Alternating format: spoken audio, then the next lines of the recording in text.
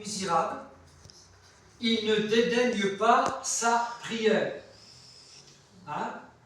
Voilà, c'est important, c'est important. Je pensais à ce texte, je savais que la prière du juste a une grande efficacité selon les... Voilà. Hein?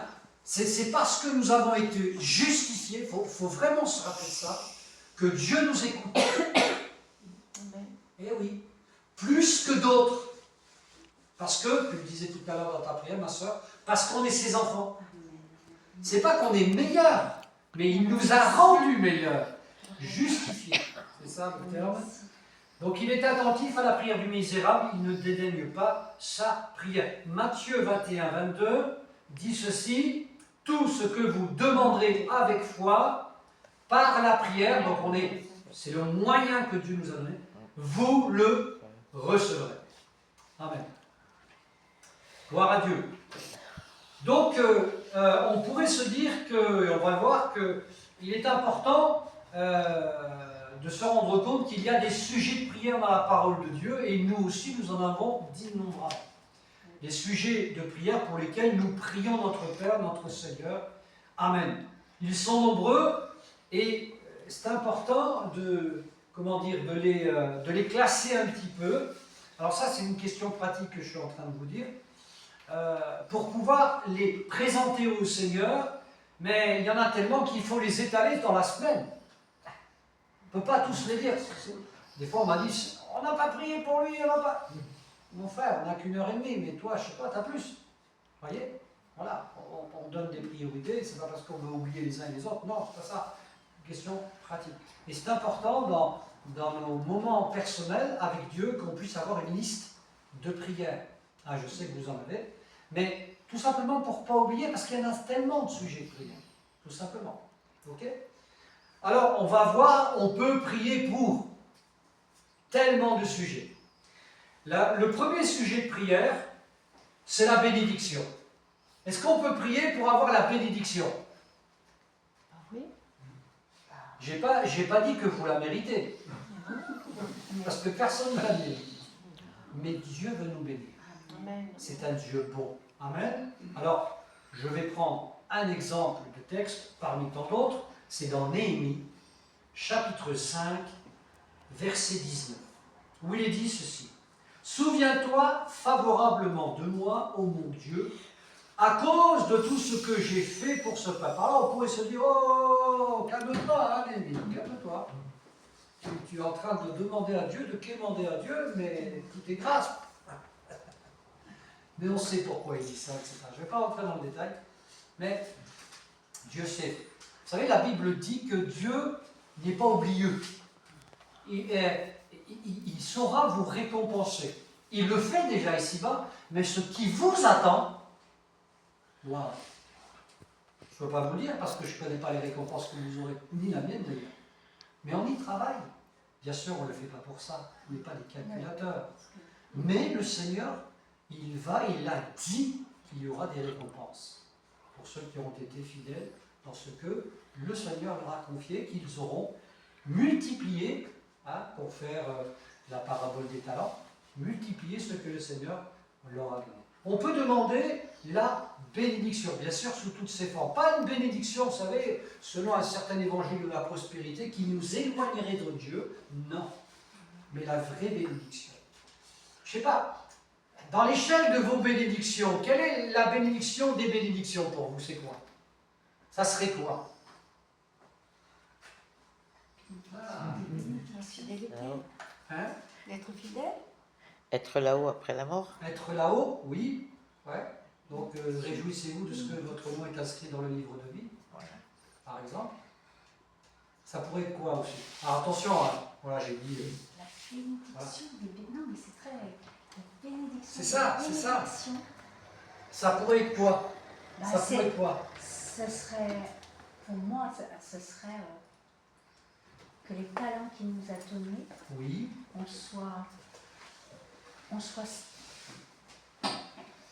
certain de les recevoir et de savoir, quels que soient les talents, petits, grands, enfin, qu'on soit, ça c'est une bénédiction, mais qu'on soit sûr que ce soit 100%. Voilà, que c'est pour ça qu'on est fait. Tu vois, c'est ça. Le Avoir ministère. la perception. Le ministère. Je ne sais pas Alors, comment ça s'appelle. oui, alors c'est intéressant. Vous savez, moi je parle, ici on en profite. Hein. Il y a le ministère et les dons qui vont avec. Ok. Des fois on s'arrête sur un don. Ok. Les dons servent le ministère que Dieu nous donne. Oui, mais Il nous accompagne. c'est quoi le ministère qu'on a? Ah, ben oui, là, c'est toute la ça. question. Et ça, Alors, ça serait une sacrée bénédiction. Parce alors, que là, que je ça vais, marche, je vais, que ça je vais marche être très pas. simple. Je vais être très simple. Je vais être très simple et vous allez comprendre. On a tous reçu un ministère. Ben oui, En fait, on a tous reçu le même. Et après, je vais décliner. On a reçu, en tant qu'Église, le ministère de la réconciliation. Ok?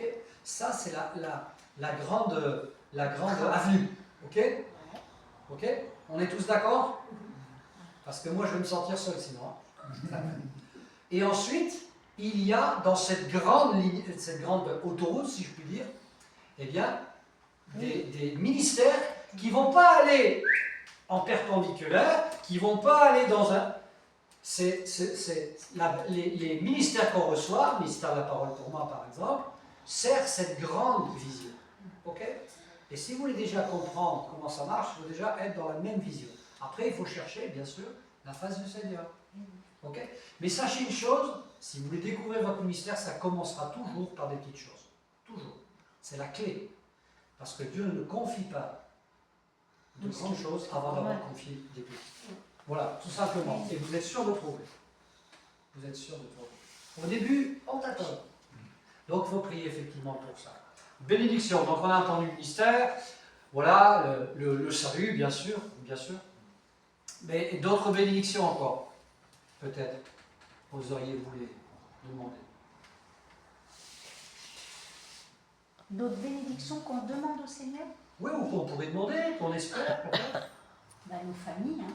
Les familles. Les familles, nos héritiers spirituels, qui deviennent nos héritiers spirituels. Que nous enfantions des âmes. Voilà, ça devient voilà. Et tu parlais de ministère, qu'il y ait justement des ministères qui émergent de Saint-Germain. Amen. Il faut avoir cette vision tout de suite. Tout de suite, tout de suite, tout de Et suite. savoir à quoi on sert là. La prière, déjà, la prière fait émerger toutes ces choses. Eh oui, ça vient toujours comme ça. Ça va venir. Il y en a un qui est convaincant. Allez, je m'arrête là pour la bénédiction. Ensuite, par exemple, on prie pour demander dans nos sujets de prière du courage, de l'audace. De l'audace. On va voir dans Actes chapitre 4, Actes 4, 23 à 26.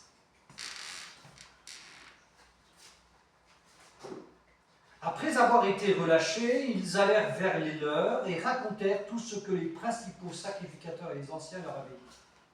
Lorsqu'ils l'eurent entendu, ils élevèrent à Dieu la voix, tous ensemble, et dirent: Seigneur, toi qui as fait le ciel, la terre, la mer et tout ce qui s'y trouve, c'est toi qui as dit par le Saint-Esprit, par la bouche de notre Père, ton serviteur David, pourquoi ce tumulte parmi les nations et les vaines pensées parmi les peuples. Les rois de la terre se sont soulevés, les princes se sont ligués contre le Seigneur et contre son oint.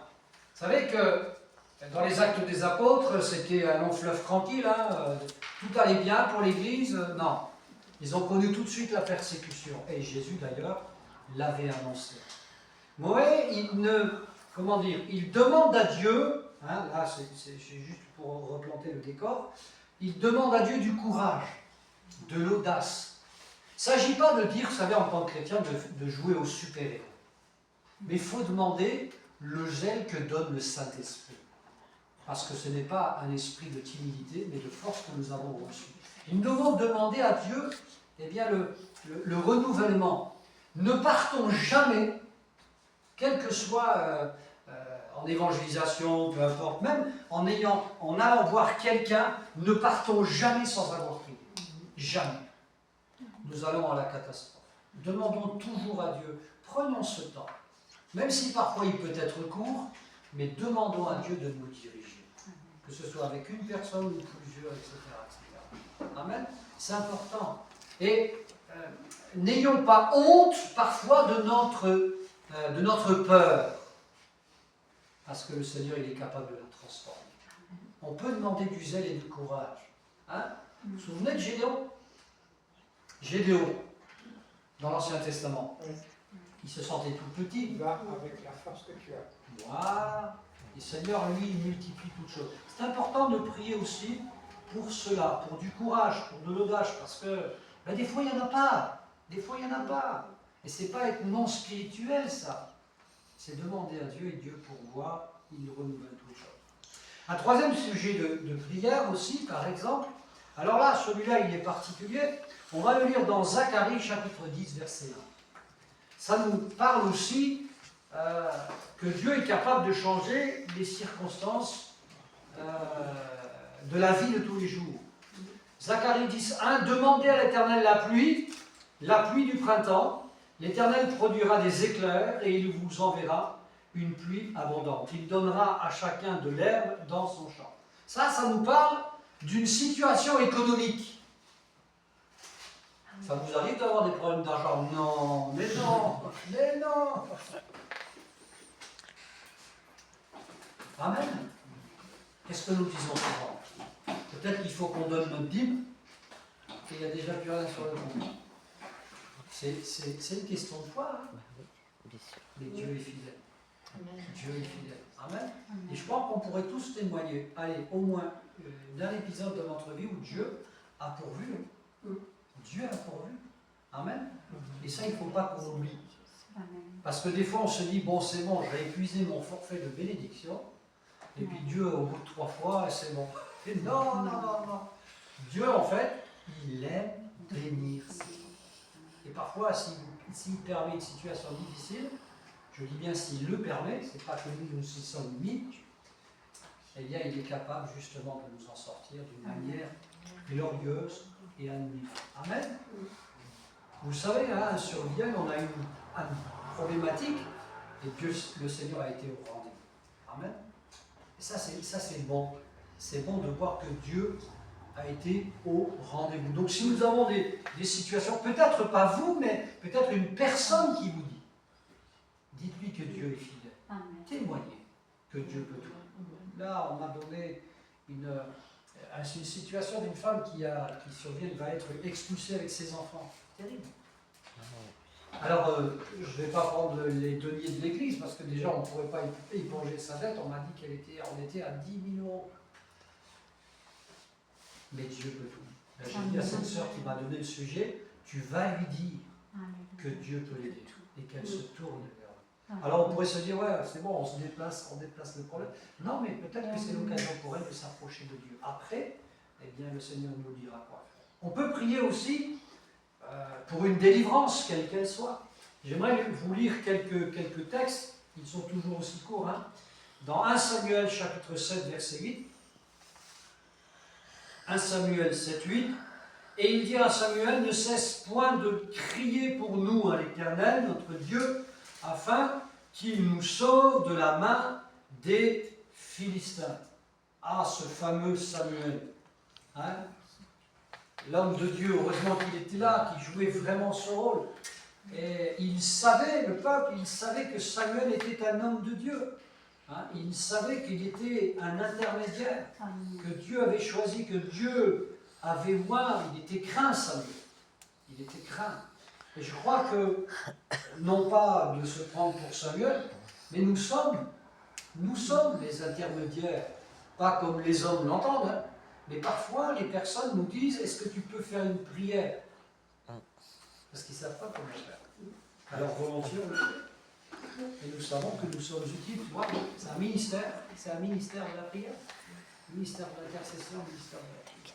Le psaume 34, verset 18 dit ceci, quand les justes crient, l'Éternel l'entend et il les délivre de toute leur détresse. J'aime bien quand c'est toutes, moi. Hein. Pas une ou deux, toute leur détresse. Il est vrai que parfois ça semble prendre du temps. Mais le Seigneur les défend, il est notre avocat, il est notre défenseur, il est notre bouclier. Et le psaume 145, versets 17 à 19, dit ceci, psaume 145, 17, 19, l'Éternel est juste dans toutes ses voies et miséricordieux dans toutes ses œuvres. L'Éternel est près de ceux qui l'invoquent et de ceux qui l'invoquent avec sincérité et précision. Il accomplit les désirs de ceux qui le craignent, il entend leurs cris et les sauve. Je crois que il y a eu des fois, peut-être dans nos vies, vous pourriez peut-être en témoigner tout autant, où c'est comme si on était vraiment au diapason de Dieu, au même horaire. Et le Seigneur a répondu parfois immédiatement. Alors après, il y a beaucoup de choses à dire. Il y a eu des fois, on était loin de Dieu. Il y a eu des fois, je ne sais pas, on n'était pas en phase. Mais quand on est en phase avec lui, c'est comme si il n'y avait plus besoin de parler. Et on a vécu des choses extraordinaires. Et c'est ça qu'il faut rechercher. La présence de Dieu en permanence. Et c'est dur pour nous être humains. On est très terre à terre. On a beaucoup de choses à faire. Et puis tout est fait pour qu'on puisse être... voilà. On nous vole notre attention. Hein. C'est comme ça. Il faut faire un effort. La prière est un effort. C'est vrai. Un effort nécessaire dans ce monde. Amen. Voilà, c'est quelques textes en ce qui concerne la délivrance. Et puis, on verra 8 sujets de prière. Hein. Le 5e, c'est prier pour être conduit. On a besoin de prier pour une direction. Hein. Le psaume 139 dit ceci au verset 23 à 24. « Sonde-moi, ô Dieu, et connais mon cœur. » Vous ne trouvez pas ça particulier? Mon cœur, est-ce que je le connais? Eh bien, pas aussi parfaitement que Dieu. Éprouve-moi et connais mes pensées. Regarde si je suis sur une mauvaise voie et conduis-moi sur la voie de l'éternité. Je trouve cette prière vraiment sincère. Et cette prière, on peut la faire chaque jour au Seigneur. Sonde-moi, ô Dieu, et connais mon cœur. Éprouve-moi et connais mes pensées. On a besoin de cet éclairage du Saint-Esprit sur nous-mêmes. Parce qu'en nous-mêmes, parfois, il y a des obstacles. Il peut y avoir en tout cas des obstacles. Parfois, c'est inconscient. Parfois, on produit des pensées, mais on se dit, mais c'est quoi ça? D'où ça vient? C'est le péché hein, qui fait ça. Et on a besoin de passer comme ça au filtre du Seigneur pour que nos prières puissent être le plus à même d'être entendues. Bien sûr, le Seigneur nous fait grâce, on est bien d'accord. Vous comprenez ce que je veux dire. Et ensuite, le Seigneur pourra nous parler, pourra nous éclairer parfois sur une situation en particulier pour qu'il puisse accéder à notre demande. Amen. Pour être conduit. Pour être conduit. Bien sûr, on peut prier pour une guérison. Dans l'évangile de Luc, un épisode, Luc 5, 12 à 13, Jésus était dans une des villes et voici un homme couvert de lèpre, l'ayant vu, tomba sur sa face et lui fit cette prière. « Seigneur, si tu le veux, tu peux me rendre pur. » Jésus étendit la main, le toucha et dit « Je le veux, sois pur. » Aussitôt la lèpre le quitta. C'est comme si Jésus ne résistait pas à une telle foi. Une foi simple, mais au vu et au regard de ce que représentait la lèpre, signe d'exclusion totale, Jésus ne résiste pas. Hein? Vous savez qu'il y a des chrétiens qui ne demandent même pas la guérison, parfois, ça arrive. Parce qu'ils l'ont demandé une énième fois. Et ils se disent c'est fini. C'est jamais fini. Jamais fini avec Dieu. Amen. Et même si ça fait 40 fois que vous vous levez à la position des mains, allez-y une 41e. Si le Seigneur a décidé qu'un jour, il vous délivrerait, il le fera. Parce que ça lui appartient. Amen. Je crois qu'on a des exemples là, dans la parole de Dieu, avec, vous savez, avec Esdras, etc. Et on pourrait se dire d'une manière très simple, mais pourquoi le Seigneur a attendu tout ça? C'était pour sa gloire, c'est tout. Voilà. C'est comme ça. Il n'y a pas à discuter. Et je crois qu'il faut être comme les enfants par rapport aussi à la guérison que Dieu peut opérer. Amen. Gloire à Dieu. On peut aussi prier, 7e sujet de prière. Ça, je pense que c'est bon pour avoir un amour plus grand. Un amour plus grand. Amen. 1 Thessaloniciens, chapitre 3, versets 10 à 12. 1 Thessaloniciens 3, 10 à 12. Nuit et jour, nous le prions avec une extrême ardeur de nous permettre de vous voir et de compléter ce qui manque à votre foi, que Dieu lui-même, notre Père et notre Seigneur Jésus aplanisse notre route pour que nous allions vers vous. Et que le Seigneur fasse croître et abonder l'amour que vous avez les uns pour les autres et pour tous, à l'exemple de celui que nous avons pour vous. Vous ne trouvez pas que c'est beau, ça? Cette lettre? Moi, j'aimerais bien avoir ça sur WhatsApp. Hein, il y a une intention, c'est écrit, c'est dirigé. Hein? Ok, on s'aime, mais on veut s'aimer davantage. On veut s'aimer davantage. Hein? Prier pour un amour plus grand. Je crois que ce sujet de prière doit être permanent dans mon cœur quand on vient à l'église. C'est vrai que l'église, elle est aussi là pour qu'on puisse s'exercer à l'amour et pas se supporter dans le sens... C'est vrai que supporter, c'est élever. Hein, au même titre que les supporters d'une équipe quelle qu'elle soit. Et puis, on peut aussi prier, dernier point, pour une croissance spirituelle. Une croissance spirituelle. Dans Colossiens, chapitre 1, on va lire un tout petit peu plus de versets. Colossiens 1, 9 à 14. Où il est dit ceci, Colossiens 1, 9 à 14. C'est pour cela que nous aussi, depuis le jour où nous en avons été informés, nous ne cessons de prier Dieu pour vous. Nous demandons que vous soyez remplis de la connaissance de sa volonté, en toute sagesse et intelligence spirituelle, pour marcher d'une manière digne du Seigneur et lui être entièrement agréable. Porter des fruits en toutes sortes de bonnes œuvres et croissant par la connaissance de Dieu. Fortifié à tous égards par sa puissance glorieuse, en sorte que vous soyez toujours et avec joie persévérants et patients. Rendez grâce au Père qui vous a rendu capable d'avoir part à l'héritage des saints dans la lumière. Il nous a délivrés de la puissance des ténèbres et nous a transportés dans le royaume de son Fils bien-aimé, en qui nous avons la rédemption et le pardon des péchés.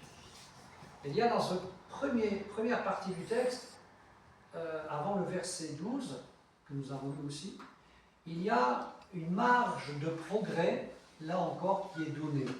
Hein? Croissance spirituelle à tous égards.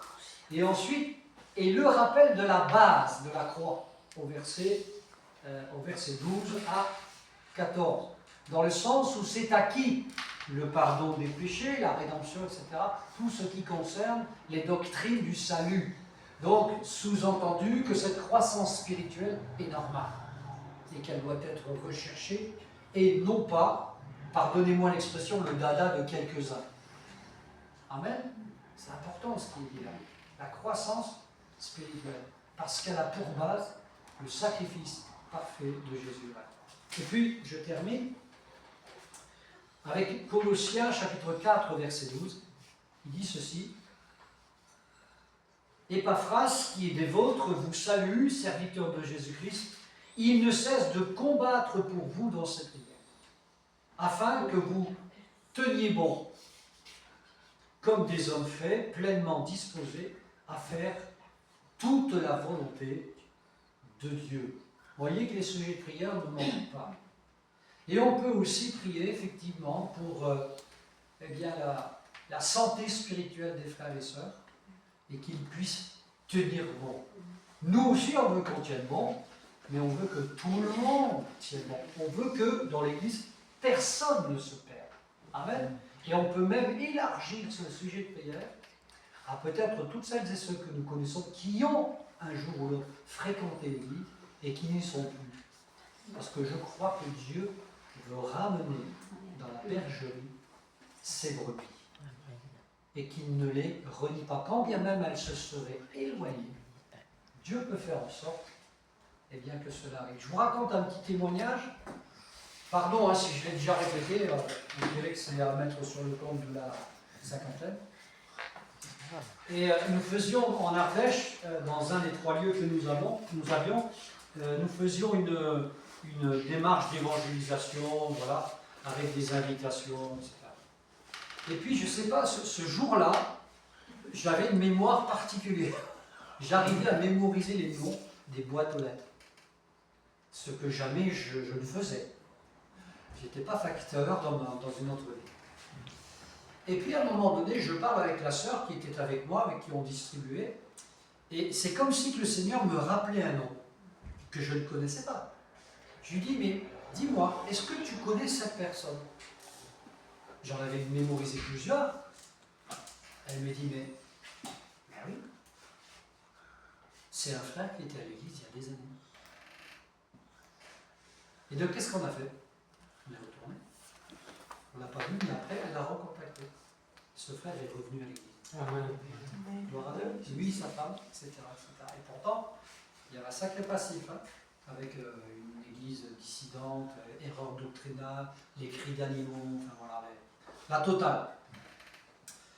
Et il est revenu à l'église. Comme quoi, vous voyez, chaque pas que nous faisons au nom du Seigneur peut mener justement à retrouver une âme, etc. Je crois que le Seigneur veut nous conduire, le Seigneur veut nous utiliser, le Seigneur veut faire en sorte que notre amour grandisse. Vous voyez, l'œuvre de Dieu, elle est magnifique, elle est diverse. Et nos sujets de prière, forcément, sont divers. Je crois qu'on peut encore, pendant quelques minutes, prier. Alors, si vous voulez bien, on va prier pour la santé de l'Église de Saint-Charles. Hein, voilà, encore une fois, pas que pour les corps, mais aussi pour les cœurs. Voilà, on sait qu'il y a des cœurs peut-être blessés, pour les esprits aussi, enfin, l'âme aussi, etc., etc. On veut prier pour cela, en toute simplicité. Voilà, pour